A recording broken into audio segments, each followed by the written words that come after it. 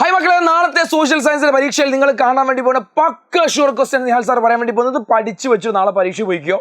പരീക്ഷ നല്ല കൂളായി പവറായിട്ട് എഴുതാം. ആദ്യ ചോദ്യം മക്കളെ മാച്ച് ദ ഫോളോയിങ് ആണ്. മാച്ച് ദ ഫോളോയിങ് എവിടുന്ന ചോദിക്കാറോ? സോഷ്യൽ റിഫോമേഴ്സ്, സാമൂഹ്യ പരിഷ്കർത്താക്കളെ ഭാഗത്തുനിന്ന് ഒരു മാച്ച് ദ ഫോളോയിങ് എന്തായാലും ചോദിക്കും. ചിലപ്പോൾ ഇത് തന്നെ ആയിരിക്കാം, അല്ലെങ്കിൽ ഇതിൽ ഏതും ചോദിക്കാം. സോ ഈ രീതിയിൽ ഒരു മാച്ച് ദ ഫോളോയിങ് ഇവിടെ നിങ്ങൾ 100% നിങ്ങൾ പ്രതീക്ഷിക്കണം. അപ്പോൾ നിങ്ങൾ എന്ത് ചെയ്യണം? കൃത്യമായി ഈ കാര്യങ്ങൾ പഠിച്ച് സാമൂഹ്യ പരിഷ്കർത്താക്കളുടെ പേരുകൾ പഠിച്ചു. ഇവിടെ ആർക്കാണ് ചോദിച്ചത്? ആര്യ സമാജം. ആര്യ സമാജം ആരാ? സ്വാമി ദയാനന്ദ സരസ്വതി. സ്വാഭിമാന പ്രസ്ഥാനം, സെൽഫ് റെസ്പെക്ട് മൂവ്മെന്റ് ആരാണ്? ഇ.വി. രാമസ്വാമി നായ്ക്കർ, സാധുജന പരിപാലന സംഘം, അയ്യങ്കാളി. ഈ രീതിയിൽ നിങ്ങൾ പഠിച്ചു പോകണം. ഈ ടൈപ്പ് സാധനങ്ങൾ സോഷ്യൽ റിഫോമർ മൂവ്മെന്റിലുള്ള ഈ ഓരോരുത്തരെയും അവരുടെ ഓരോരുത്തരുടെ പേരും അവർ കൊണ്ടുവന്ന മൂവ്മെന്റും അല്ലെങ്കിൽ ആ ഫൗണ്ടേഴ്സിന്റെ പേരും നിർബന്ധമായും പഠിച്ചിരിക്കുന്ന എക്സാമിന് എന്ത് ചെയ്യും? ഒരു ചോദ്യമായി ചോദിക്കും. റെഡി? അടുത്ത പിടിച്ചോ. ഈ പാശ്ചാത്യ വിദ്യാഭ്യാസം എങ്ങനെ, അതായത്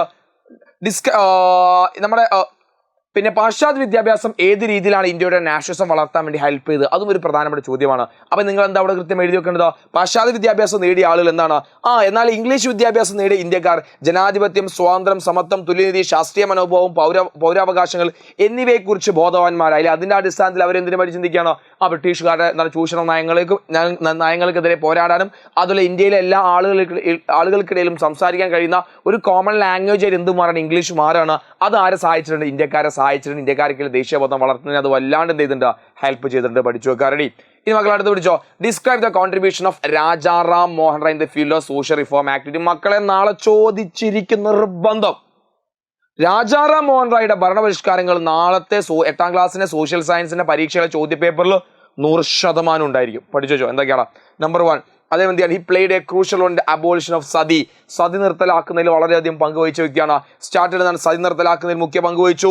ആധുനിക വിദ്യാഭ്യാസത്തിന്റെ നിരവധി സ്കൂളുകൾ started many school for modern എഡ്യൂക്കേഷന് വേണ്ടിയിട്ട്. And started a social reform movement called Brahmo Samaj. Note ചെയ്ത് വെക്കുക. അത് വേണമെങ്കിൽ വൺ വേർഡ് ആയിട്ട് നാളെ വേറെയും ചോദിക്കാം. ബ്രഹ്മ സമാജം ആരാണ് ഫോം ചെയ്തത്? ബ്രഹ്മ സമാജം ആരാ ഫോം ചെയ്തത്? രാജാറാം മോഹൻ റോയ് ആണ്. അതുപോലെ തന്നെ fight against the social evils like child marriage and polygamy. ശൈശവിവാഹം, ബഹുഭാരിത്വം എന്നീ സാമൂഹ്യ തിന്മകൾക്കെതിരെ പോരാടിയ വ്യക്തിയാണ്. അതുപോലെ തന്നെ argued that women have the right to inheritance. എന്ത് ചെയ്തിട്ടുണ്ട്? സ്ത്രീകൾക്ക് പൈതൃക സ്വത്തിൽ അവകാശമുണ്ടെന്ന് വാദിച്ചു. Stood against ideology and polytheism. എന്താണ്? വിഗ്രഹാർക്കും ബഹുദൈവ വിശ്വാസത്തിനെതിരെ നിലകൊണ്ട വ്യക്തിയാണ്. അപ്പോൾ ഇദ്ദേഹത്തിന്റെ ഇദ്ദേഹത്തിന്റെ സോഷ്യൽ റിഫോം ആക്ടിവിറ്റീസ് നിർബന്ധമായി പഠിച്ചിരിക്കുക. നാളത്തെ ചോദ്യ പേപ്പറിൽ കാണും. റെഡി? ഇനി എക്സ്പ്ലെയിൻ ദ സ്വദേശി movement strengthen the Indian national Congress. സ്വദേശി പ്രസ്ഥാനം ഇന്ത്യൻ ദേശീയ പ്രസ്ഥാനത്തെ ഏത് രീതിയിലാണ് ശക്തിപ്പെടുത്തി? മക്കൾ അത് നിർബന്ധമായി പഠിച്ചിരിക്കുക. അപ്പോൾ സ്വദേശി മൂവ്മെന്റ് ഒരു ചോദ്യം നിങ്ങൾക്ക് എന്തായാലും എക്സ്പെക്ട് ചെയ്യാം കേട്ടോ. എന്താ സ്വദേശി മൂവ്മെന്റ് എന്ന് പറഞ്ഞാൽ നമുക്കറിയാം 1905 ഒക്ടോബർ 14 ബംഗാളിന് വിഭജിക്കുക അല്ലെ.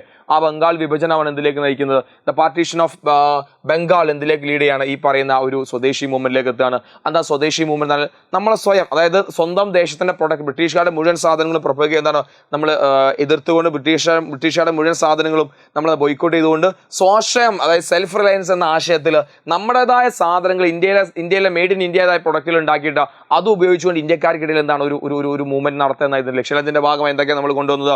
സ്വദേശി ഇൻഡസ്ട്രീസ് കൊണ്ടുവന്ന് എന്റർപ്രൈസ് കൊണ്ടുവന്നു അല്ലെ. ബംഗാൾ കെമിക്കൽ സ്റ്റോർ അതിന്റെ ഭാഗമായി ആചാര്യ PC റായ് കൊണ്ടുവന്ന് swadeshi store start by Rabindranath Tagore. Swadeshi steam navigation company start under the leadership of V Chidambaram Pillai.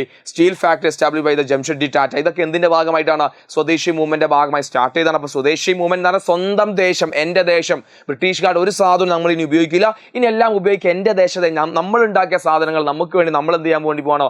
ഓരോ സംവിധാനങ്ങൾ സ്റ്റാർട്ട് ചെയ്യാൻ വേണ്ടി പോകണം. അതാണ് ഇത് സ്വദേശി മൂവ്മെന്റ്. അത് കൃത്യമായി നിങ്ങൾ എന്ത് ചെയ്യാൻ പഠിച്ചു വെക്കുക. ഇനി അടുത്താണ് the most important of fundamental right is the right to constitution remedies. Why? മൗലിക അവകാശങ്ങൾ ഏറ്റവും പ്രധാനമായിരിക്കുന്ന ഭരണഘടനാപരമായ പരിഹാരത്തിലുള്ള അവകാശമാണ്. എന്തുകൊണ്ട്? അപ്പോൾ മൗലിക അവകാശങ്ങൾ, ഓരോ മൗലിക അവകാശങ്ങളെ പറ്റി ചോദിക്കും. ചിലപ്പോൾ മൗലിക അവകാശങ്ങൾ ആർട്ടിക്കിൾ 19 എന്തിനെ പറ്റി? ആർട്ടിക്കിൾ 19 6 മൗലിക സ്വാതന്ത്ര്യത്തെ പറ്റി പറയുന്നുണ്ട്. ആ 6 മൗലിക സ്വാതന്ത്ര്യം ഏതെല്ലാം? അങ്ങനെ ഒരു ചോദ്യം നിങ്ങൾക്ക് എക്സ്പെക്ട് ചെയ്യാം. അപ്പോൾ അത് കൃത്യമായി നിങ്ങൾ പഠിച്ചു പോകണം. ഓക്കെ, അപ്പോൾ കൃത്യമായി ഇത് പഠിച്ചു. ഇനി എന്താണ്? Evaluate the contemporary relevance of Gandhian ideas, directory principle of state policy.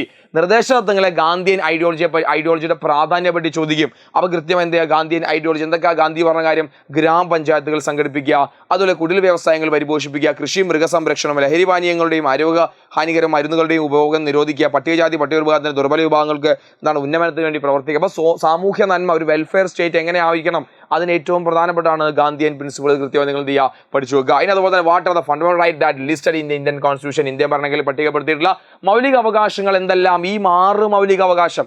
ഈ 6 മൗലിക അവകാശങ്ങളും നിങ്ങൾ പഠിച്ചിട്ട് വേണം പോകാൻ വേണ്ടി. അപ്പോൾ നിങ്ങളുടെ ഹിസ്റ്ററിലെ 2ാമത്തെ ചാപ്റ്ററിനും 5ാമത്തെ ചാപ്റ്ററും നിർബന്ധമായി നിങ്ങൾ പഠിച്ചിരിക്കേണ്ട ചോദ്യങ്ങളാണ് ഇപ്പം നിഹാൽ സാർ അവിടെ ഡിസ്കസ് ചെയ്ത. ഇത് മുഴുവൻ പഠിക്കുക. അതിനുശേഷം ബാക്കി ക്വസ്റ്റ്യൻസ് നിങ്ങൾ വർക്കൗട്ട് ചെയ്യണം. ബാക്കി നമ്മൾ ലൈവിൽ ഡീറ്റെയിൽ ആയി ഡിസ്കസ് ചെയ്യും. നിങ്ങൾ എല്ലാ ഫ്രണ്ട്സും ഈ വീഡിയോ നിങ്ങൾ ഷെയർ കൊടുക്കുക. എല്ലാവരെയും കൂട്ടി ലൈവിലെത്തുക. നാളത്തെ പരീക്ഷ ജില്ലായിട്ട് സെറ്റ് ചെയ്ത് നിഹാൽ സാർ തരും. സോ 1 സെക്കൻഡ് മക്കളെ, നിങ്ങളുടെ അഭിപ്രായങ്ങൾ നിങ്ങൾ താഴെ കമന്റ് ചെയ്യുക. അതുപോലെ തന്നെ വീഡിയോ ഒക്കെ ലൈക്ക് അടിക്കാൻ മറക്കരുത്. സോ ബാക്കി നമുക്ക് രാത്രി ലൈവ് ഡിസ്കസ് ചെയ്യാം. അപ്പോൾ എല്ലാം പറഞ്ഞ പോലെ ബൈ.